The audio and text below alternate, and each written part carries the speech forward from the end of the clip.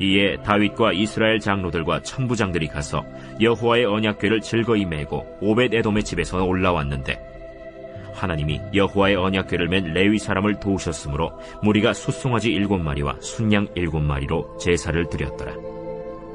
다윗과 및 궤를 맨 레위 사람과 노래하는 자와 그의 우두머리 그나니아와 모든 노래하는 자도 다 세마포 겉옷을 입었으며 다윗은 또 배 에봇을 입었고 이스라엘 무리는 크게 부르며 뿔나팔과 나팔을 불며 재금을 치며 비파와 수금을 힘있게 타며 여호와의 언약궤를 메어 올렸더라. 여호와의 언약궤가 다윗 성으로 들어올 때 사울의 딸 미갈이 창으로 내다보다가 다윗 왕이 춤추며 뛰노는 것을 보고 그 마음에 업신여겼더라.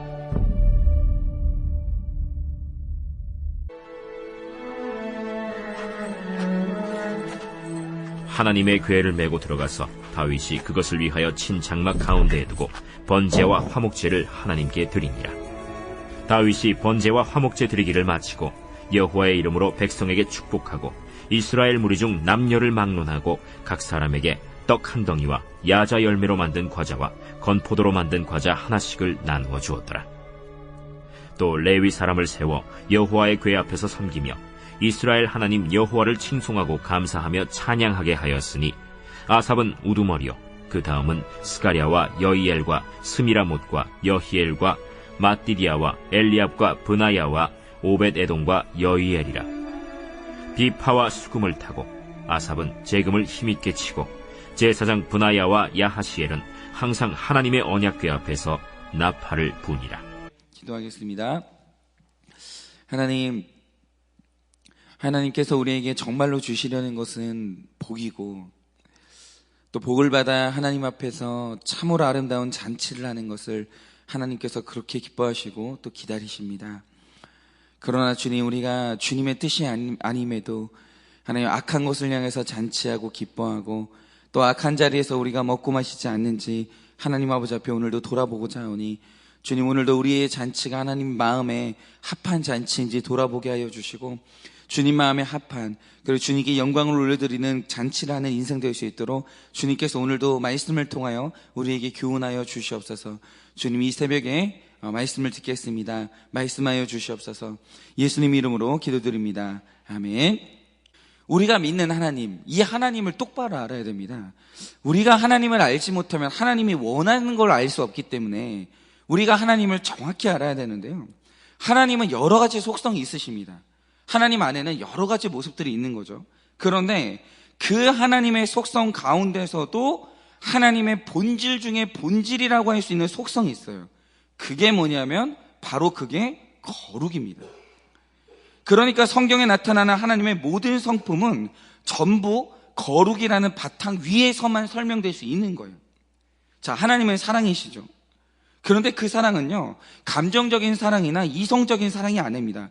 하나님의 사랑은 거룩한 사랑이에요. 그런데 하나님의 사랑에서 거룩을 빼고 남으면 그게 바로 그리스 신화에 나오는 신들의 사랑이에요. 그 안에는 욕정도 있고 그 안에는 뭐 이상한 사랑도 있는 거예요. 또 하나님은 불같이 진노하는 하나님이시잖아요.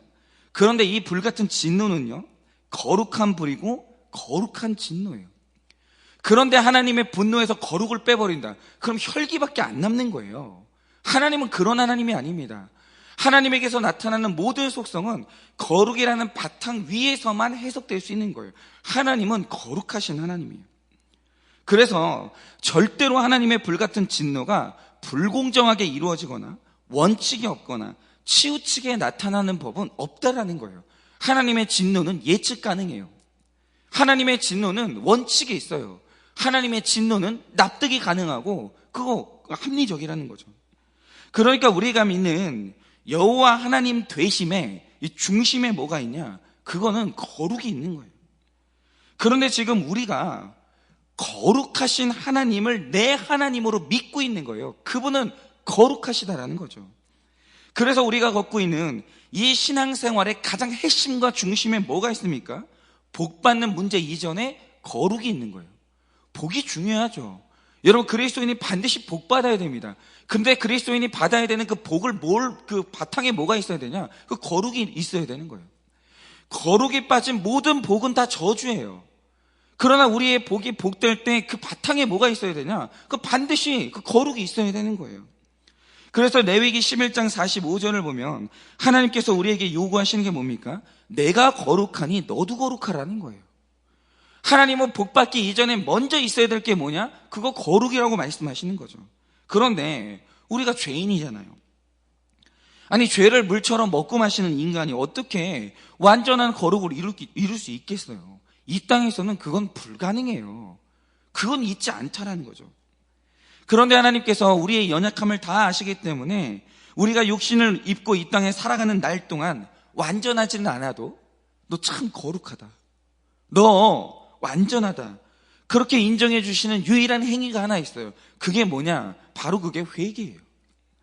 그래서 욥이 사는 날 동안 하나님 앞에서 그는 의인이다, 거룩하다 인정을 받았는데, 그리고 다윗도 의인이다, 거룩하다 인정을 받았잖아요. 그런데 설마 욥이, 다윗이 정말 행위로 거룩하다, 완전하다 인정을 받았겠습니까? 그게 아니라는 거죠. 그러면 그들의 무엇이 하나님 앞에 거룩으로 인정을 받았습니까? 성경의 기록을 보면은 욥은요, 뭘 해도 늘 회개가 붙어 있어요. 예를 들어서 내 자녀들이 잔치를 해요. 근데 그 잔치에 무슨 일이 있었는지 욥은 몰라요. 그런데 잔치가 끝나면 욥이 바로 하는 일이 뭐냐? 혹시라도 내 자녀들이 부지 중에 이 범죄했을까봐 늘 잔치가 끝난 다음에 그 회개해요. 뭘 하든지 욥이 회개가 따라오는 거예요. 그러니까 욥의 인생이 완전하지는 않았어도 그 삶의 중심에 회개가 있으니까 하나님께서 회개를 의롭다 인정하시고 거룩하다 인정하시는 거예요. 그런데 우리가 이 1차 법계의 이 귀한 시도를 가만히 보자 이거죠. 다윗이 왕이 되고 신하들 앞에서 가장 먼저 선언한 게 뭐냐면, 사울 때에는 여호와께 묻지 않았으나 나는 묻겠다 선언을 한 거예요. 그런데 이렇게 선언을 해놓고 인간의 연약함이 뭡니까? 그래놓고 막상 언약궤를 옮기는 중요한 일에서 여호와께 묻지를 않는 거예요. 묻질 않아요. 그리고 하나님의 규례에 어긋나는 방식으로 이 언약궤를 옮기기 시작하는데, 그러니 거룩하신 하나님이 이 규례를 어긴 그 행렬에 대해서 진노하고 계셨거든요. 그런데 무서운 사실이 뭐냐?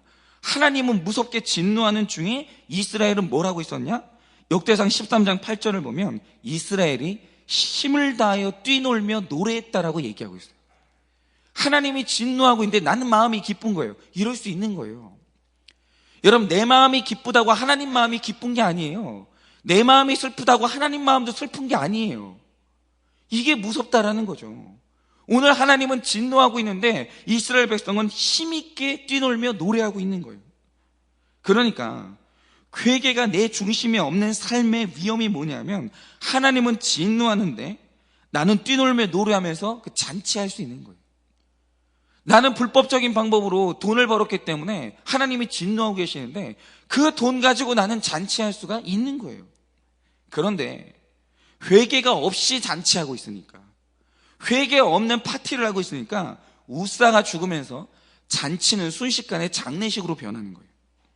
여러분, 바로 이게 회개 없는 이 땅의 모든 잔치의 결론이에요. 노아의 때도 마찬가지죠. 하나님께서 진노하심으로 홍수 심판을 차곡차곡 준비하고 있었거든요. 시간이 갈수록 그 심판이 다가오고 있었어요. 그런데 하나님의 심판이 다가오고 있는 그때 인간들은 뭘 하고 있었는지 아십니까? 시집가고 장가가면서 잔치하고 있었어요. 그런데 회개 없이 잔치하는 인생 살고 있으니까 어떤 일이 벌어집니까? 홍수 심판이 임하던 날 잔치는 순식간에 장례식으로 변하는 거예요. 그런데 오늘 말씀을 보면, 오늘 말씀에서 노래가 울려 퍼지면서 잔치가 벌어져요. 떡이 나누어지고. 그런데 이 잔치는 1차 법궤의 귀한 시도 때 있었던 잔치와는 전혀 다른 잔치예요.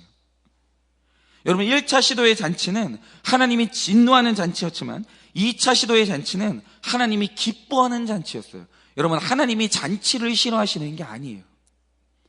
인간의 잔치가 하나님 마음에도 기뻐하냐? 이게 중요한 거죠. 그러면 왜 하나님께서는 1차 때의 잔치는 이 진노를 하셨는데 2차 잔치는 왜 이렇게 기뻐하시는가? 이유는 이 잔치가 우사의 죽음을 통과한 이후에 다윗이 자기 죄를 보고 회개를 통과한 잔치이기 때문이에요. 그러니까 하나님도 기뻐하고 나도 기뻐하는 진짜 잔치를 하려면 죽을 수밖에 없는 내 죄를 보고 회개를 통과해야 되는 거예요. 여러분, 그렇죠. 죽었다가 한 사람이 살아날 때 그때 더 기쁜 잔치를 할 수 있는 거예요. 이렇게 죄인된 나의 장례식을 먼저 거쳐야 진짜 잔치가 시작되는 거예요. 죄인된 내가 의인으로 살아야 되는 거예요. 이 잔치만 하나님 앞에 합당하다 일컬음을 받는 거죠. 그런데 회개한 사람이 하는 진짜 잔치의 특징이 있어요. 그게 뭡니까? 29절을 보시면 이 다윗이 언약궤가 다윗성으로 들어오는 것을 볼 때 사람들 앞에서 춤추며 뛰놀았다고 기록하고 있어요. 그런데 이 말 뜻이 뭐냐면 다윗이 하나님 앞에서 했던 회개가 진짜고 그가 받은 구원이 진짜니까 가짜 회개를 한 게 아니에요. 어설프게 한번 떼워보려고, 하나님 앞에 진노를 한번 면해보려고 가짜 회개를 한 게 아니라 진짜 회개를 했다는 거죠. 진짜 살아났어요. 그러자 하나님 앞에서 내 기쁨을 드러내는 게 수치스럽지가 않은 거예요. 그러니까 내 기쁨을 드러내는데 다른 사람들의 이 시선이 의식이 되지 않는 거예요. 그러니까 제가 이제 얼마 전에도 이제 들어보니까 어떤 사람이 이제 수능 시험을 봤는데 수능 시험을 너무 잘 본 거예요. 근데 수능 시험을 너무 잘 보니까 밖에서 어머니가 기다리고 있는데 사람들이 보든지 말든지 간에 어머니한테 뛰어가가지고 그렇게 서로 좋아했다는 거죠. 그러니까 내 기쁨이 진짜일 때 그럼 이 기쁨은요 숨길 수가 없는 거예요. 다른 사람이 보든 말든 그게 나랑 아무 상관이 없는 거예요. 진짜 기쁨이라는 것은. 그런데 사람이 죽을 수밖에 없는 죄인이면서도 회개가 제대로 안 될 때 그때 일어난 일이 뭡니까? 여전히 내 자아가 살아있고 수치심이 살아있어서 사람들 앞에서는 회개의 눈물도 못 흘리고 춤추면서 뛰어노는 것도 못하는 거예요. 그거는 회개가 깊이 들어가질 못한 거고 기쁨 또한 깊이 들어가질 못한 거예요. 그러니까 회개도 제대로 못하고 잔치도 제대로 못하는 인생들이 있어요. 그 이유가 뭐냐? 여전히 수치심이 있어서 그러는 건데 아직도 수치심이 살아있다는 건 회개가 안 됐다는 거 증거예요. 회개도 안 됐고 구원의 확신도 100%가 아닌 거예요. 그러니까 진짜 회개하고 진짜 구원받은 사람은 하나님 앞에 사람들 앞에서 회개로 눈물을 흘리는 것도 부끄럽지 않고 기쁨의 잔치를 하는 것도 부끄럽지가 않은 거예요. 다 드러낼 수 있는 겁니다. 제가 예전에 말씀을 드린 것 같은데요. 제가 아는 분 중에 저는 지금까지 그래요. 구원에 내가 만난 사람 중에 구원의 확신이 가장 강한 분이 누구냐라고 하면 딱 한 사람 말할 수 있는데 그게 누구냐면 지금 강원도 양구 동면이라는 곳이 있거든요. 실제로 있는 곳이에요. 거기를 가면 동면교회를 담임하시는 김철환 목사님이라는 분이 계세요. 전 이분을 만나봤거든요. 근데 제가 살면서 지금까지 만난 사람 중에 구원의 확신이 가장 강한 사람이 누구냐라고 하면 이분이에요. 그런데 제가 이분 이야기를 하는 이유가 뭐냐면 가는 데마다 이분을 소개하지 않을 수가 없는 거예요. 근데 이유가 뭐냐면 저는 기본적으로 천국을 다녀왔다, 지옥을 다녀왔다 이런 간증을 굉장히 싫어해요. 이거 신뢰하지 않습니다. 왜 그러냐면 이런 기록을 하면서 은근히 그 사람들이 내세우는 게 뭐냐, 나는 천국과 지옥을 갔다 온 정도로 특별한 사람이야. 나는 영적인 사람이야. 그리고 내가 지옥에 갔더니 누가 있더라 라고 그러면서 자기가 심판자가 되는 거예요. 거길 갔더니 유명한 교회 목사도 있고 아주 유명한 성인들도 있고 자기 죄는 얘기를 안 해요. 자기가 심판자 돼가지고 누군 천국 갔고 누군 지옥 갔고 그러고 있어요. 그리고 마지막에 그 사람들이 하는 일이 뭐냐, 결국 돈이에요. 여기저기 간증하러 다니면서 몸값 올리고. 저는 기본적으로 그런 간증 자체를 별로 신뢰를 안 해요. 그런데 사실 이분은 그 마을 사람들이 다 알아요. 왜냐하면 이 마을 사람들이 이분한테 다 전도가 됐거든요. 이분은 죽었다 살아난 분이에요. 그러니까 제가 들었던 이야기 중에 이분 이야기는 사도 바울 이야기하고 제일 비슷한 이야기가 이 이야기예요. 왜 그러냐면 이분이 죽었다 살아났거든요, 진짜로. 근데 이분의 간증 속에는 자기 수치가 있어요. 자기 삶에 부끄러운 이야기가 있어요. 그리고 이런 나를 구원하신 하나님이 있고 그 다음에 뭐가 있냐? 변화된 삶이 있어요. 주변 사람들이 다 알아요. 봤기 때문에. 그러니까 이런 거죠. 이분이 어릴 때 친아버지가 돌아가셨어요. 그래서 이제 남편이 죽고 혼자 자녀를 키우는 게 이제 막막했던 어머니가 이 아들을 데리고 재혼을 했는데, 이 재혼이 이게 힘든 거예요. 재혼했더니 재혼 가정에서 아이가 생긴 거예요. 근데 자녀가 생기니까 내 핏줄도 아닌 그 아들을 새아빠가 사랑을 해주겠냐라는 거죠. 내 핏줄이 태어났는데 관심이 없는 거예요.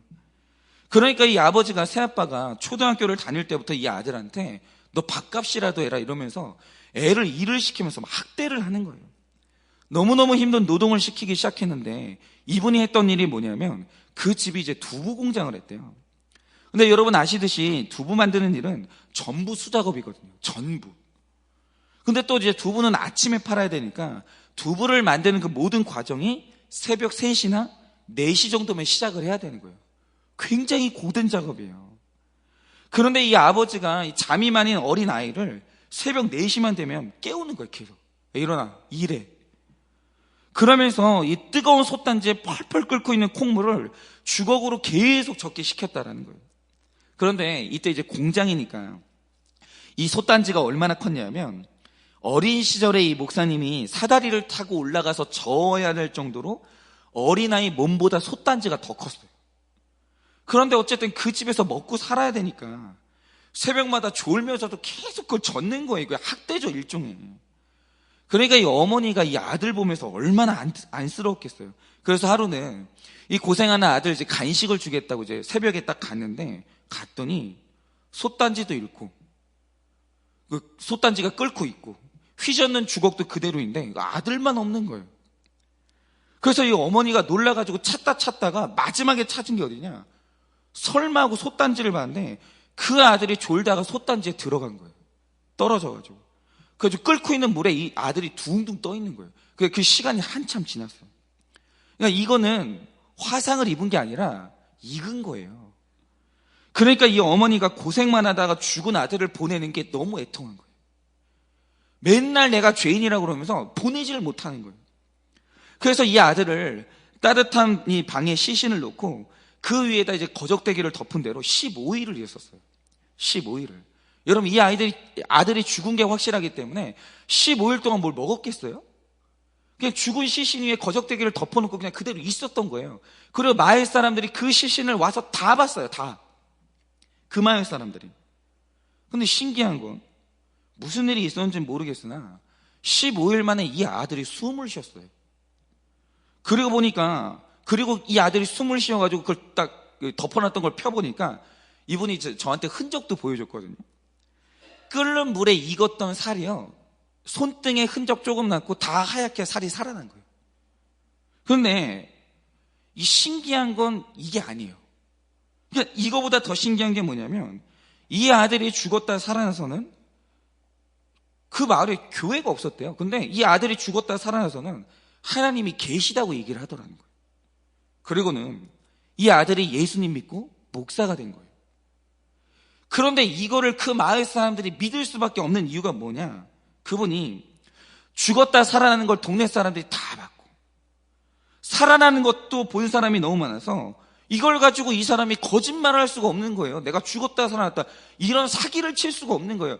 다른 이야기는 검증이 안 되잖아요. 이거는 본 사람이 너무 많은 거예요. 그래서 이분이 목회자가 됐을 때 전도를 하면 그 마을 사람들이 설득이 안 될 수가 없는 거예요. 다 믿는 거예요. 그래서 지금 그 교회가, 이분이 목회하는 교회가 세워졌는데 시골에 있는데도 탄탄한 교회예요. 그 교회가 넘어지질 않는 거예요. 너무 신앙 고백이 확실해서. 그런데 제가 감동한 게 뭐냐, 이분이 죽었다가 살아났잖아요. 그러니까 자신의 집안 내력, 불행했던 어린 시절, 그런데 하나님을 만나서 살아난 이야기를 하면서 사람을 구원할 수 있다고 하면 자기 수치스러운 집안의 내력들을 다 말해주는 거예요. 내가 이렇게 불행한 사람이었다, 내가 이렇게 버림받은 사람이었다, 그런데 예수 만나서 내가 살아났다고 이 이야기를 하는데 아낌이 없는 거예요. 숨김이 없는 거예요. 아니, 한 사람 구원하는데, 내가 천국을 받고 지옥을 받는데 한 사람 구원할 수 있다면 뭐가 부끄럽겠어요? 다 쓸 수 있지. 한 사람 예수 믿게 하는데 모든 걸 다 동원하는 거예요.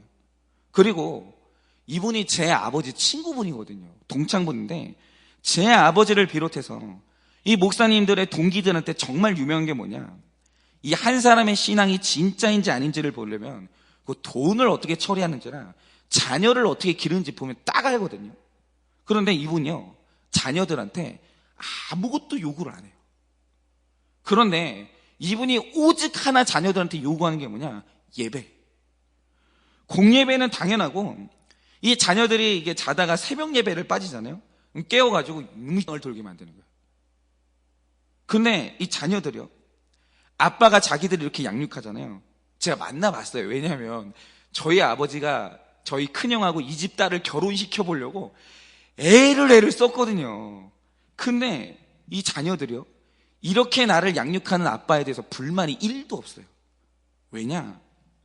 내 아버지는 하나님을 너무 확실히 만난 사람이고, 그래서 우리 아빠가 우리들한테 공부 못했다 혼낸 적이 없고, 뭘 못했다 혼낸 적이 없어요. 우리 아버지가 나한테 원하는 거 딱 하나, 천국 가는 거.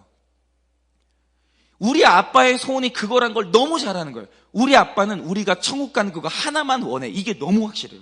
그래서 이 자녀들이 아빠가 우리에게 예배를 요구하고 예배를 계속해서 강조하는 것에 대해서 설득이 됐어요. 예배를 못 드렸다 그러면 아빠를 원망 안 해요. 내가 잘못했구나, 그거 다 그렇게 알아요. 그래서 지금 이 목사님의 자녀들은 다들 평신도 사역자로 어디에서 그 교회의 기둥으로 살고 있거나 목회자 3호로 살고 있거나 다 그러고 있어요. 다. 그러니까 죽을 죄인이 죽었다 살아나는 경험을 했는데, 그건 정말로 물리적으로 몸이 죽었다 살아나는 경험일 수도 있고, 내 고난으로 내 정신이 죽었다 살아나는 경험일 수도 있고, 누구나 다 죽었다 살아나는 경험을 해요. 그런데 이 경험을 하니까 내가 죄인인 걸 고백하는데 수치심이 없는 거예요. 그리고 가장 결정적인 건 이 어르신이 정말 죽었다가 살아나서 구원을 체험하니까, 이게 이분이 하시는 게 뭐냐면 천국을 다녀왔거든요. 이 사람은 뭐 있어요. 지금 이분이 뭐가 경험한 게 있어요. 있는데 하나님이 허락을 안 하신다고 내가 본 천국이 어땠는지 자녀들한테도 말을 안 해줘요. 말을 안 해줘요. 원고는 써놨어요. 원고를 항상 하나님이 혹시 허락하시면 뭐 풀어야지라고 원고는 써놓고 있는데, 이거를 자녀들한테도 말을 안 해요. 허락을 못 받았다고. 그리고 그냥 힘쓰고 애쓰는 게 뭐냐면 오직 천국 가는 거룩의 삶, 이것만 힘쓰는 거예요. 그냥 자녀들한테도 이렇게 얘기한대요. 천국은 있어. 다른 거 고민할 필요 없고 거룩하면 돼. 하나님 앞에 바르게 살면 돼. 이것만 얘기하는 거예요. 그러니까 이분이 경험한 천국은 말이 아니라 수치심 없는 고백과 삶으로 나타나는 거예요. 그래서 이분이 하나님을 전할 수 있다면 사람들 앞에서 얼마든지 이 간증으로 춤추고 노래하니까 이거를 자녀들이 안 믿을 수가 없는 거예요. 이분은 자녀들한테 인정받았어요. 자기 아내한테 인정받았고, 우리 아빠는 구원받은 사람이야. 이게 인정을 받은 거예요. 완전히. 그래서 사실 제 인생에 들었던 간증 중에 가장 파워풀한 간증이 뭐였었냐면 저는 이 어르신 간증이었어요. 이 어르신을 만나니까 저도 설득이 되는 거예요. 아, 천국이 있구나. 하나님이 계시는구나. 난 그분의 삶은 몰라요. 근데 그 자녀들을 만나봤거든요, 제가. 그냥 알겠어요. 그 아버지가 훌륭하구나. 그런데 오히려 이분이요, 막 자기가 천국을 다녀와서 천국을 묘사하고, 그러면 이제 감동이 없을 텐데 천국을 갔다 와서 거룩한 삶을 살아버리니까 천국이 있더라. 그래서 나는 오늘 거룩하게 살아야 돼. 이래버리니까 수천 마리의 언어보다 이게 너무 강력한 거예요. 그런데 오늘 다윗이 보여주는 춤이 바로 그런 거예요. 여러분, 오늘 우리가 꼭 알아야 되는 사실이 뭡니까? 다윗이 자기 수치를 드러내면서 구원의 춤을 추는데, 여러분, 그런데 이 잔치 와중에도 이걸 싫어하는 사람이 있더라는 거예요. 이걸 싫어하는 사람이 있어요. 그게 누군지 아십니까? 바로 가족인 미갈이 그걸 업신여기고 싫어하는 거예요. 그렇죠. 여러분, 제가 아는 목사님께서 일평생 목회하시고 이 목회 가운데 하신 하나님의 일이 너무 감사해가지고 그 현장에서 있었던 일을 책으로 냈거든요. 저도 그 책을 읽고 진짜 은혜를 많이 받았는데, 정작 그 책이 나오니까 주변 사람들은 다 은혜 받는데 그 책을 가장 싫어하면서 출판을 반대했던 사람이 누군지 아십니까? 바로 해당 교회 일부 성도님들이에요. 왜냐? 내 이야기거든요. 여러분, 한 목사님이 교회를 담임하시면서 좋은 일만 있었겠어요? 어려운 일도 있고 힘든 일도 있고 반대도 당하고, 그리고 뭐 이렇게 막 강팍한 성도도 만나고 이랬을 거 아니에요. 그런데 혹시라도 상처받을까 봐 다 익명으로 처리했거든요. 그런데 내 이야기인 줄 아니까 출판하지 말라는 거예요. 그거 어디 가서 말하지 말라는 거예요. 그거 우리 교회 이야기하니까 교회 망신시키지 말라고 그러면서 그렇게 반대를 하는 거예요.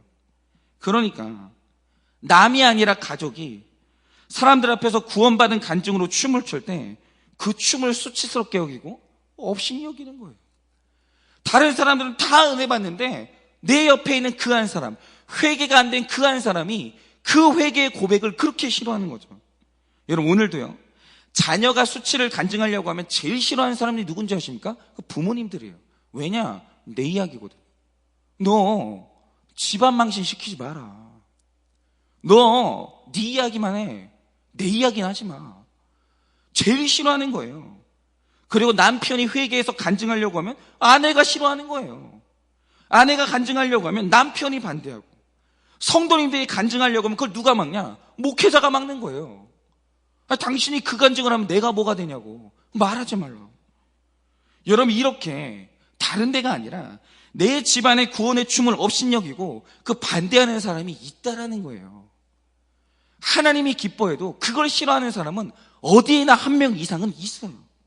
그러나 그렇다 할지라도 죽었다 살아나는 구원의 경험을 하는 사람들은 하나님 앞에서 내 수치를 내버리고 기뻐 춤추는 이 간증과 거룩의 삶을 포기할 수가 없는 거예요. 왜냐하면 오늘 말씀에 다윗이 하나님께 번제와 화목제를 드리고 난 다음에 이스라엘 모든 무리에게 떡 한 덩이와 야자 열매로 만든 과자와 건포도로 만든 과자를 나누어 주셨듯이, 여러분, 죽었다 살아난 우리의 간증을 나누어 주는 것은 구원받은 자의 그 사명이에요. 그거를 안 할 수는 없는 거예요. 저도 마찬가지입니다. 제 삶에 한 사람을 구원할 수 있다라고 하면 제 죄를 얼마든지 나누어 줄 수 있어야 되고, 제 구원받은 이야기를 얼마든지 나누어 줄 수 있어야 되는 거예요. 오늘 다윗이 그렇게 하잖아요. 여러분, 우리가 죽었다가 살아난 나의 간증을 부끄러워하지 않고 모든 사람들과 나누는 이 잔치를 하니까 여러분, 하늘에서 하나님이 이 잔치를 기뻐하시는 거예요. 하나님이 이 구원의 잔치를요, 지지해 주시는 거예요. 그리고 하나님이 그러니까 이 잔치에 복을 내리지 않을 수는 없는 거예요. 여러분, 우리가 이런 잔치를 해야 돼요. 그래서 제가 이제 뭐 좀 있으면 이제 1:1 훈련이 끝나면 또 간증을 하게 될 텐데, 제가 간증 페스티벌이라고 하는 이유가 있어요. 왜냐하면 여기에서 유래된 거예요. 여러분, 간증은 잔치예요. 죽었다 살아난 내 간증을 나누어 주는 그것은 잔치예요. 왜냐? 그거 하나님이 기뻐하시기 때문이에요. 그런데 말씀을 보면요, 다윗의 춤을 업신여겼던 미갈의 최후가 무엇입니까? 사무엘하 6장 23절을 보면 이렇게 기록하고 있어요. 딱 한 줄 있어요. 미갈이 죽는 날까지 자식이 없었더라. 미갈은 죽는 날까지 자식이 없었더라. 그 인생에 구원받은 회개도 없고 그것을 나누는 잔치가 없으니까 그 인생에 영적 후사를 낳는 일이 뚝 끊어지는 거예요. 그 인생에 자식이 없었어요. 여러분, 그러니 오늘 우리는 절대로 미갈이 되면 안 됩니다. 우리가 바로 이 다윗이 돼야 되는 거예요. 사람들 앞에서 노래하며 춤추고 내 구원의 간증을 말하는 것을 아낌없이 보여주는, 하나님이 나 같은 죄인을 어떻게 구원하셨는지 사람들에게 다 나누어주는, 여러분, 이 다윗이 되어서 구원받은 이 은혜를 나누는 이 잔치가 나의 인생이 있고, 그리고 영적 후사를 나누는 일이 내 삶 가운데 끊임없이 일어나는 우리의 인생 되시기를 예수님의 이름으로 축원을 드립니다.